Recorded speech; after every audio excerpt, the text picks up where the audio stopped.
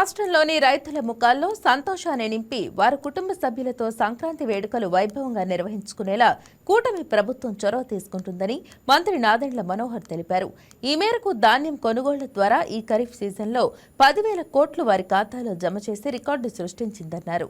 రాష్ట్ర వ్యాప్తంగా 3,572 కేంద్రాల ద్వారా 6,76,848 మంది రైతుల దగ్గర నుంచి 41.27 లక్షల మెట్రిక్ టన్నుల ధాన్యాన్ని ప్రభుత్వం కొనుగోలు చేసిందని మంత్రి మనోహర్ వివరించారు. ప్రత్యేకంగా మా కూటమి ప్రభుత్వం ఒక సంతోషాన్ని నింపే విధంగా కష్టపడిన రైతుకి మనస్ఫూర్తిగా ఆనందం నింపే విధంగా ఎన్నికల ముందు మేము చేసిన వాగ్దానాలు నిలబెట్టుకోవడానికి కోసం అహర్నిశలు కృషి చేయడమే కాకుండా ప్రభుత్వంలో ఉన్న వ్యవస్థని బలోపేతం చేసి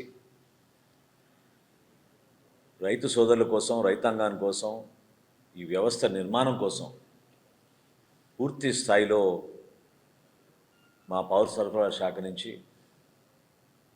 రాష్ట్ర ప్రభుత్వంలో ఉన్న రెవెన్యూ శాఖ, అదేవిధంగా క్షేత్రస్థాయిలో ఉన్న వ్యవసాయ శాఖ, 3 శాఖలు కూడా అద్భుతంగా పనిచేసి గౌరవ ముఖ్యమంత్రి గారు చంద్రబాబు నాయుడు గారి ఆధ్వర్యంలో రాష్ట్రంలో ధాన్యం కొనుగోలు ప్రక్రియ ఈ ఖరీఫ్ మాసంలో చాలా అద్భుతంగా చేసుకోగలిగాం.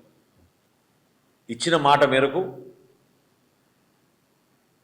9,789 కోట్ల రూపాయలు ఈరోజు ఉదయానికే వాళ్ళ ఖాతాలోకి జమ చేశాం. అంటే ఈరోజు సాయంత్రానికల్లా రాష్ట్ర చరిత్రలో మొట్టమొదటిసారి 10,000 కోట్ల రూపాయలు ధాన్యం కొనుగోలు సంక్రాంతి పండుగకి ఏనాడు గతంలో జరగలేదు.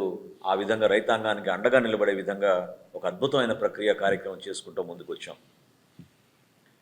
దీని వెనక నేను ఇందాక స్టార్టింగ్లో చెప్పినట్టు 3 శాఖల సమన్వయపరచుకోవడమే కాకుండా క్షేత్రస్థాయిలో రైతు సహాయ కేంద్రాలు, ధాన్యం కొనుగోలు కేంద్రాలు 3,572 కేంద్రాలు ఏర్పాటు చేశాం.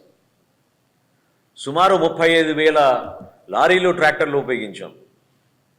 లక్షల సంఖ్యలో హమాలీలు, రైతు కూలీలు, రైతుకు సహాయంగా నిలబడిన గ్రామస్తులు, వీళ్ళందరినీ కూడా సమన్వయపరుచుకుంటూ మా కేంద్ర కార్యాలయం నుంచి అక్కడున్న మా సిబ్బంది, క్షేత్రస్థాయిలో జిల్లా కలెక్టర్ గారు, జాయింట్ కలెక్టర్ గారి ఆధ్వర్యంలో ప్రతి జిల్లాలో ఉన్న సిబ్బంది,